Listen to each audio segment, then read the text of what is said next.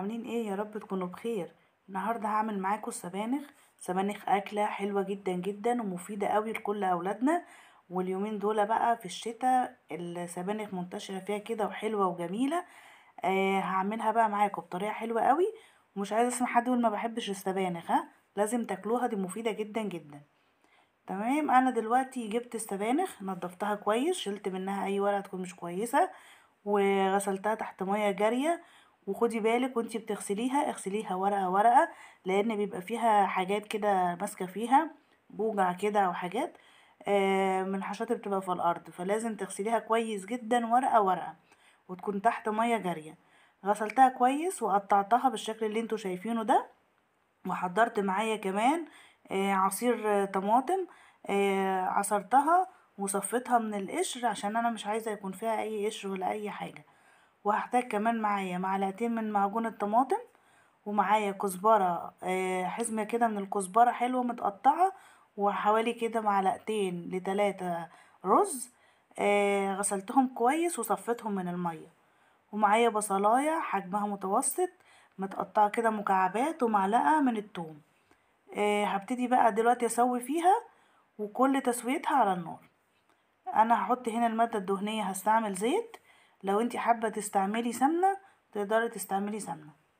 هنزل دلوقتي بالبصلة، احمرها كده شوية، مش هخليها تحمر قوي، هخليها بس يا دوبك تاخد لون. التوم مش هنزله دلوقتي، هنزله بعد شوية. طبعا الايام دي صيام، فاحنا هنعملها كده من غير لحمة ولا اي حاجة، هنعملها صيامي. ولو انتي حابة تعمليها باللحمة في الوقت ده تمشي بنفس الخطوات، وتكوني سلقة اللحمة، وتحطي اللحمة فيها في الأواخر كده مع شوية من المرقة بتاعتها. لو انتي هتعمليها اقتصادية كده وصيامي تعمليها بنفس الطريقة دي.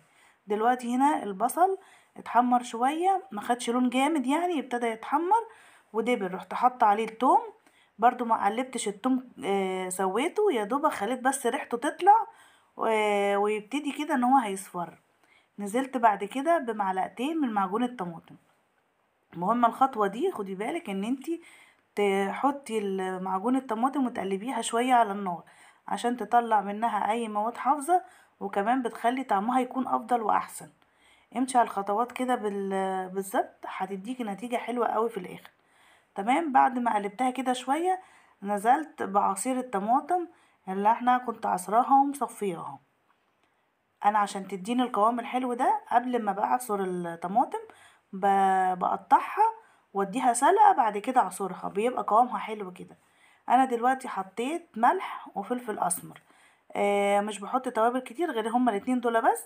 وحاجة مهمة قوي، دي معلقة سكر، لازم تحطيها عشان حموضة الطماطم، فكده تعادل الحموضة وكمان تخليلك السبانخ طعمها حلو كده وجميل. دلوقتي بقى بعد ما خدت غلوة معايا، هجيب معلقتين الرز اللي كنت غسلاهم ومصفياهم، هنزلهم دلوقتي في الصلصة وهقلبهم. وهزود كده شوية من المية عليها علشان خاطر وهي بتستوي معايا التسبيكة دي هتتقل وتقل، فانا مش عاوزاها تتلسع او يحصل لها حاجة، فهزود كده شوية من المية السخنة عليها علشان تكمل التسوية معاها. وهنزل كده بكل السبانخ بتاعتي شوية شوية. لو انتي لقيتيهم هايشين قوي في الحلة مفيش مكان، استني كده دقيقة هتلاقي اللي تحت ده بيدبل معاكي، وكلها هتاخدها الحلة، بس تدبل حبة حبة. هديها كده تقليبة علشان ايه؟ الهايش ده على الوش ينزل لتحت. وكمان معايا بقى شوية الكزبرة الحلوين دول، هنزل بيهم وهديها تقليبة كده. انا هعرف ان هي استوت امتى؟ لما الرز يستوي خالص وامسكه الاقيه طري خالص. فانا هخليها كده شوية بعد ما اقلبهم في بعض، وهغطيها. وكل ما احس ان هي محتاجة مية هزودها كده شوية من المية السخنة، لغاية لما القوام معايا يكون مظبوط وتستوي حلو. شوفوا دلوقتي هي المية بتاعتها خفيفة وقوامها لسه خفيف، مع التسوية هتتقل معايا وتبقى حلوة. هغطي بقى عليها وارجع اشوفها تاني. دلوقتي بعد ما عدى عليها كده شوية على نار متوسطة، ما تخليش النار عالية، تستوي على مهلها. جيت اشوف كده الرزاية لقيتها لسه فيها شوية، وكمان البصلة جامدة شوية هي عشان تعرفي مقدارها. لما تضغطي عليها كده الرزة تريت بقت كده كويسة قوي. هشوف القوام برضو بتاعها. قوامها كده بالنسبة لي هو حلو. لو انتي حابة تقلي عن كده سيبيها تغلي شوية تاني، هتلاقي القوام بتاعها بيتقل وبتتبخر. هي استوت معايا، بس عشان نديها بقى الطعم الحلو قوي بقى والريحة تبقى مفحفحة اكتر واكتر هعمل لها طشة تحفة يعني. هجيب بقى هنا في الطاسة شوية من الزيت، معاهم معلقة توم مفروم.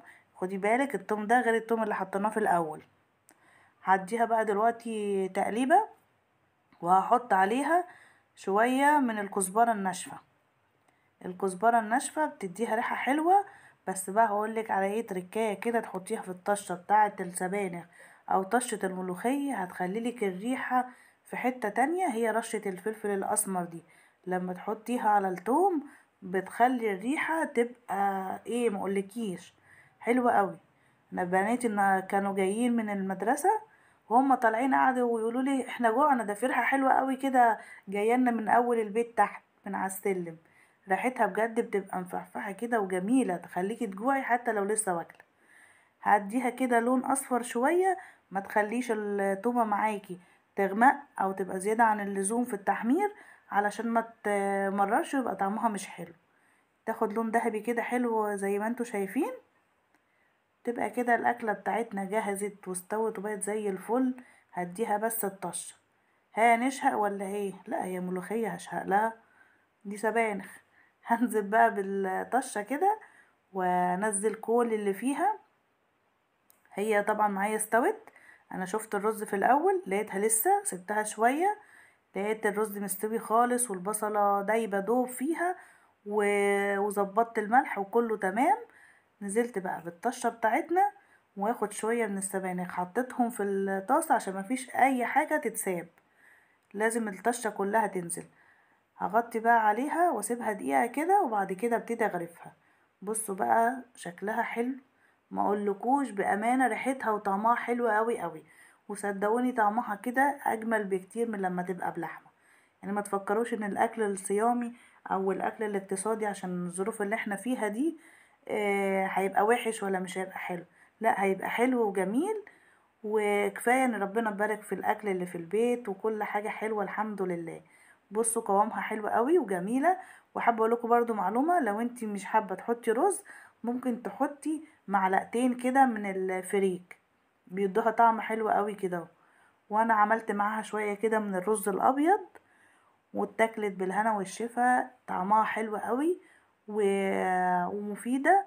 اتمنى ان انتوا تجربوها لان بجد الطريقة دي حلوة قوي وسهلة وبسيطة، وطريقة امهاتنا زمان الحلوة اللي كانت ايديهم دايما مليانة خير كده وبركة بتخلي الاكل جميل. اشوفكم بخير.